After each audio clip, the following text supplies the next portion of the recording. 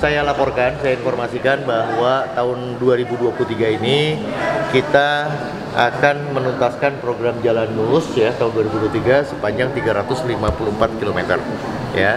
329 km diantaranya itu sudah selesai 100%. Ya, masih tersisa lebih kurang sekitar 24 km ya. Mudah-mudahan ini bisa kita tuntaskan di pertengahan bulan Agustus 2023. Bukan terlambat, itu memang masih dalam koridor kontrak kita gitu ya. Dan insya Allah mudah-mudahan 354 km ini mampu melayani kebutuhan masyarakat Jawa Barat ya untuk meningkatkan potensi ekonomi mereka semua. Kira-kira itu teman-teman semua. Pak, ini yang sisanya ini kendalanya apa sih Bapak? Sebetulnya kendalanya klasik begitu ya. Kita tidak boleh menghentikan aktivitas lalu lintas. Jadi yang bisa kita kerjakan yaitu masalah manajemen waktu ya. Jadi seringkali kita mengerjakan pekerjaan fisik di lapangan itu malam hari ya, malam hari. Jadi kan tidak boleh kita hentikan lalu lintas. Saya pikir kendala itu masih bisa atasi lah, insya Allah. Itu. Pak, kalau penyebab kerusakan ya Pak di beberapa kan tadi ada bilang ada mungkin beban juga, ada apa? Kalau apa namanya human gitu Pak, misalnya dari sampah itu ada prosentasenya ada berapa Pak yang membuat jalan rusak tadi Pak? Iya, jadi memang salah satu dari sekian banyak faktor pemicu untuk kerusakan jalan ya, yaitu soal drainase ya. Jadi drainase ini salah satu di antaranya yang mengakibatkan adanya banjir, yaitu perilaku ya, kebiasaan perilaku sosial lah gitu ya.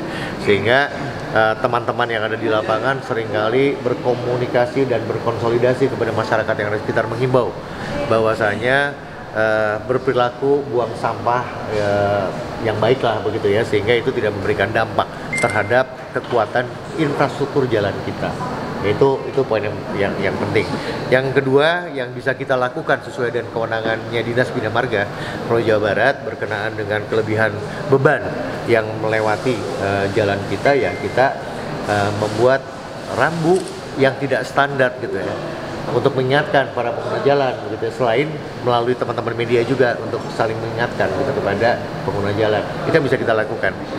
Karena itu bukan kewenangannya Dinas Bina Marga dan juga bukan kewenangannya Dinas Perhubungan Provinsi Jawa Barat, itu kewenangannya pemerintah pusat.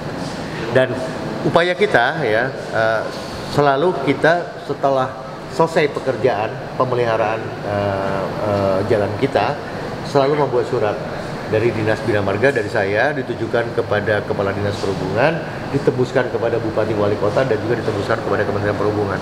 Itu kewajiban kita yang harus kita lakukan. Itu Kang. Pak, 73% kan tadi jalan sudah bujur Pak ya. Itu di mana aja Pak kebanyakan Pak? Jalan kita ini kan jalan punya provinsi, menghubungkan kabupaten dan kota ya. Jadi sebetulnya bicara 73% itu hampir semuanya. Sehingga kita penanganannya seolah-olah ada kesan colokan gitu, ada kesan ya. Itu dalam rangka untuk memperbaiki umur teknis juga, selain untuk bisa melayani pengguna jalan. Kira-kira begitu.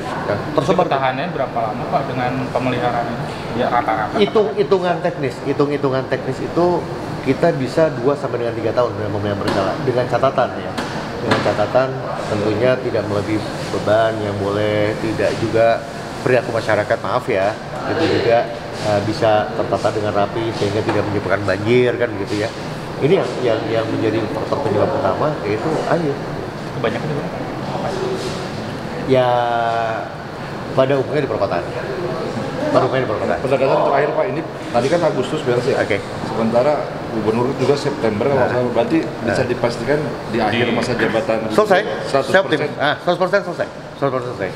Bahkan saya mendorong kepada teman-teman kepala UPTD begitu ya, untuk bisa dipercepat tanpa mengurangi kualitas ya, untuk bisa dipercepat penyelesaian pekerjaannya tanpa mengurangi kualitas. Tapi saya optimis itu bisa selesai kok di paling tidak di awal Agustus, minggu pertama bulan Agustus itu selesai. Hanya tinggal sedikit lagi, cuma 26 kiloan ya, 29 kilo ya. 29 kilo ya?